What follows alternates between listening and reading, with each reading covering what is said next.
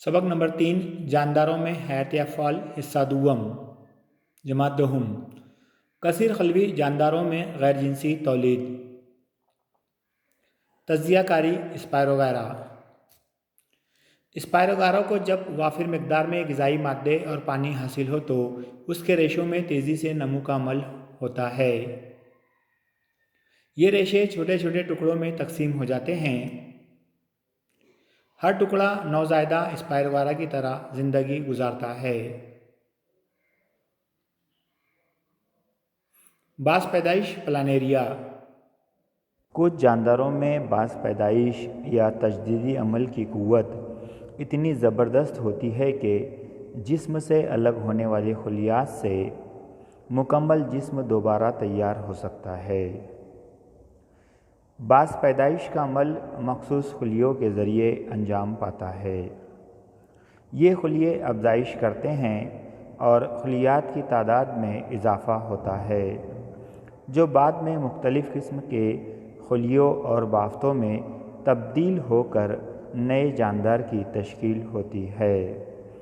मिसाल के तौर पर जब प्लानेरिया बहुत से टुकड़ों में तकसीम हो जाता है तो हर टुकड़ा पूरे एक प्लानेरिया में तब्दील हो जाता है।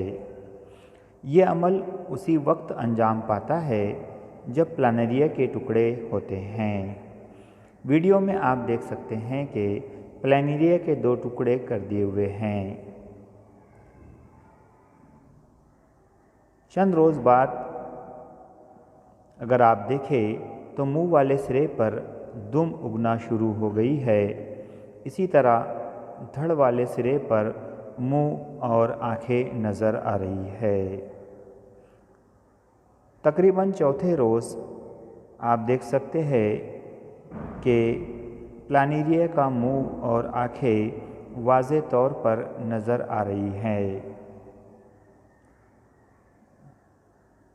इसी तरह धड़ वाले सिरे पर भी दुम उगना शुरू हो जाती है।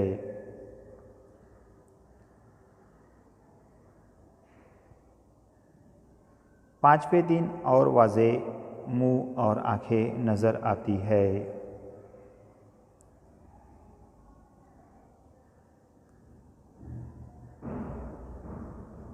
वीडियो में आप देख सकते हैं कि किस तरह प्लानेरिया का मुंह और दुम उग गई है। तकरीबन 7 रोज़ में 2 अलग अलग प्लानेरिया तैयार हो जाते हैं।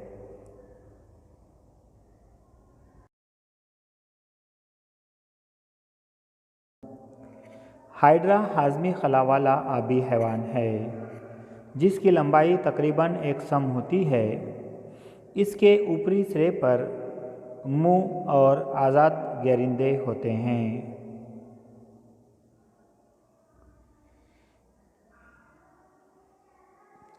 हाइड्रा में गुंचाकारी के ज़रिए तौलीद का अमल होता है।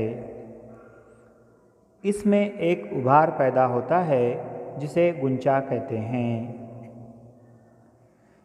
इस गुंचे की जसामत में इजाफ़ा होता जाता है और छोटा हाइड्रा तैयार होता है।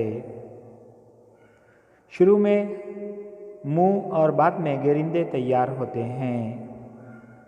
जब दुख्तर हाइड्रा नशोनुमा पाकर आज़ादाना रहने के काबिल हो जाता है तो मौरूस हाइड्रा से अलहदा होकर नौज़ायदा हाइड्रा की तरह आज़ादाना ज़िंदगी गुजारता है। नबाताती अफजाइश नस्ल। नबातात में जड़, तना, पत्ते और कली जैसे नबाताती अज्जा से होने वाली तौलीद नबाताती अफजाइश नस्ल कहलाती है। आलू की सतह पर आंत या कली के ज़रिए नबाताती अफजाइश नस्ल होती है। पान पट्टी में पत्तों के हाशिए की कली के ज़रिए अफजाइश नस्ल होती है। गन्ने पर मौजूद कलियों की मदद से अफजाइश नस्ल होती है। गाजर, मूली और शकरकंद जैसी नबातात में जड़ों के ज़रिए नबाताती अफजाइश अंजाम पाती है। बुज़रों का बनना। गीले ब्रेड को मरतूब हवा में रखने पर 2-3 दिनों बाद उस पर फफूंद उगाती है। म्यूकर जैसी फफूंद का जिस्म रेशेदार होता है। इसमें बुज़रादान होते हैं। बुज़रादान फट जाता है।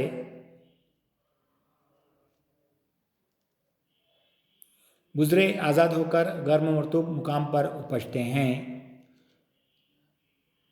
और उनसे नया फफूंद तैयार होता है।